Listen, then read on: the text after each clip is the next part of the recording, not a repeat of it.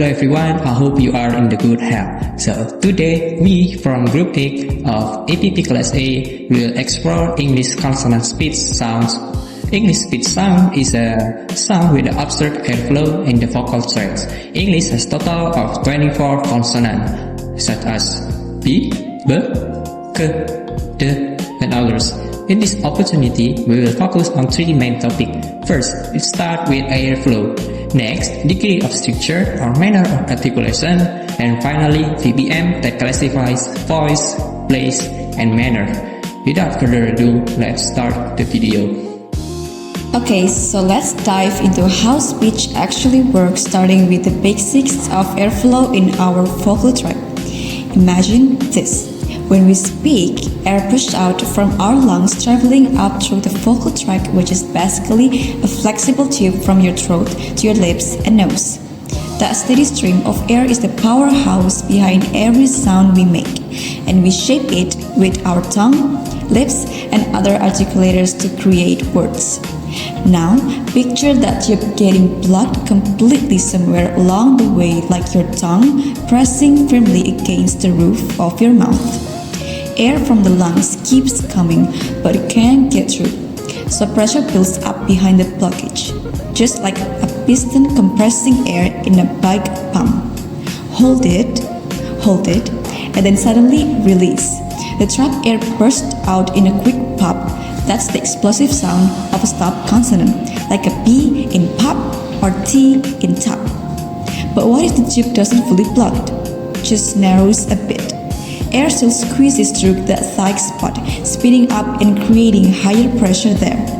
As it rushes past, the smooth flow turns turbulent, like water swirling chaotically over rocks in a stream, breaking into noisy eddies. That friction and turbulence produce a hissing noise like the S in snake or F in fish, which are fricatives. Try this yourselves. Say pa slowly, feeling the full plug and pop for the stop. Then sa to hear the continuous hiss from narrowing. See how airflow ties it all together. Master this and you'll understand why every consonant feels different in your mouth. Now, we will talk about the degree of structure, also known as the matter of articulation. Degree of structure refers to how closely the speech organs or articulators come together in the vocal tract. There are three main degrees. The first one is closure, the second one is narrowing, and the last one is approximation. Closure happens when the articulators come in the firm contact and completely block the airflow in the vocal tract. Imagine the tongue pressing tightly against the roof of your mouth that suddenly stops the air from passing through. Next is narrowing, where the articulators are close but don't touch. Because the space is very tight, the air has to force its way through, and this creates turbulence or a noisy friction sound. And the third degree is approximation. Here, the articulators come close enough that the air can still flow freely without friction. It's a much more open space, allowing smooth airflow, which create sounds called approximants. These different degrees of structure shape two broad groups of sounds, which is obstruents, where airflow is restricted or blocked, like stops and fricatives, and sonorants, where airflow is mostly free, like approximants and vowels. Here is the types of consonants based on how they are formed. Include stops, fricatives, and approximants.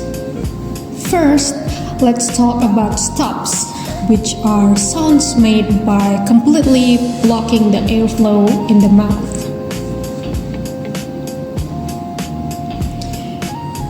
When we make an oral stop, the airflow is fully stopped by two articulators like the tongue and the alveolar ridge, and the phylum or soft palate is raised here. This raised phylum blocks air from escaping through the nose, so air pressure builds up in the mouth.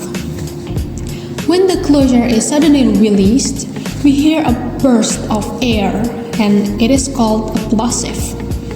Examples of oral stops include the sound t, d, p, b, k, and g. Now, nasal stops are a bit different, but they still involve a complete blockage in the mouth. Here, the mouth is also blocked completely, but phylum is lowered, allowing air to escape freely through the nose. Unlike oral stops, nasal stops don't have that explosive release because the airflow continues smoothly through the nasal cavity. Common examples are and Building on that, a plosive is actually a specific type of oral stop that unfolds in 3 stages.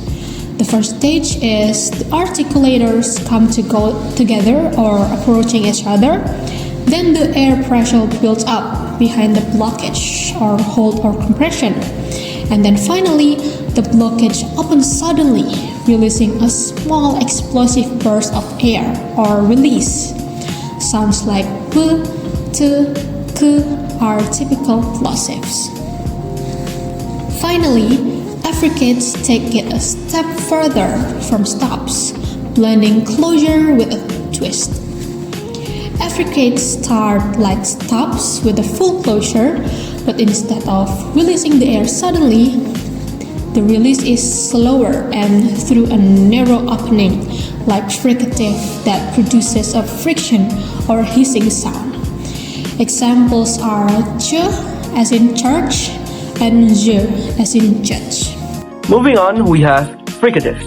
Fricatives are sound created by forcing air through a super narrow gap between articulators, generating that signature friction or that hissing noise as the turbulence kicks in. A common type of fricative is the median fricative, where air flows right through the middle of the tongue. Like this. The tongue hovers close to the teeth or ridge without fully blocking, creating central turbulence for a steady hiss. Think of the voiceless S in the sound sight or kiss, and the voiced Z in the sound zoo and nose. In contrast, letter fricatives work differently by blocking the tongue center against the roof of the mouth. Air then escapes around the sides of the tongue, but it stays turbulent enough to produce noise, which is why the sound is super rare in most languages and there are no common English examples. Try it yourself. Hiss along S versus Z. Feel the narrow central rush, then imagine squeezing air sideways for the laterals. The structure sits between full stops and smooth approximants, all powered by a controlled airflows. Next is the approximant.